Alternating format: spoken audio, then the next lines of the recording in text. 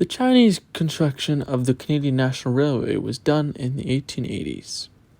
During the early years of Confederation of Canada, John A. Macdonald promised the provinces inside of Canada that a railway would be built that connected the east coast of Canada to the west coast.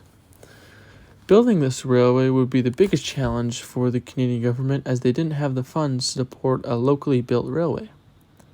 Therefore, they sourced laborers who would work on their railway and found Chinese laborers who would not only offer to work for a small price, but without any regulations.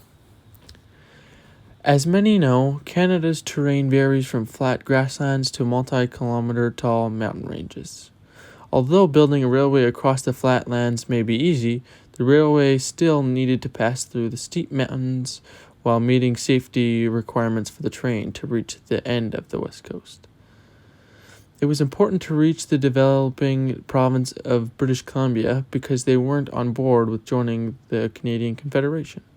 Therefore, by constructing the railway, the objective was to give reason to all of the people living within the western regions to join the Canadian Confederation.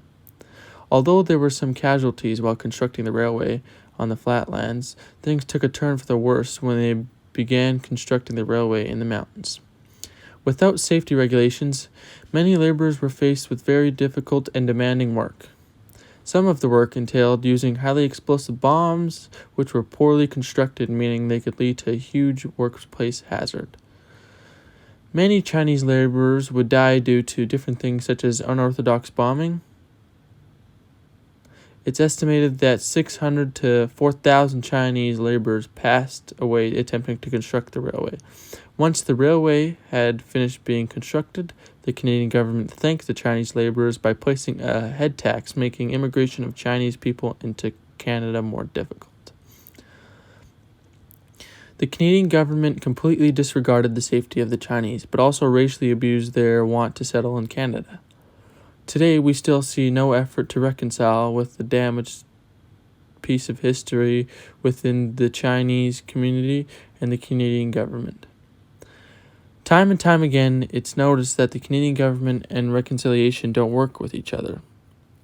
In the end, the Canadian government has abused another minority inside of Canada with their racial motives.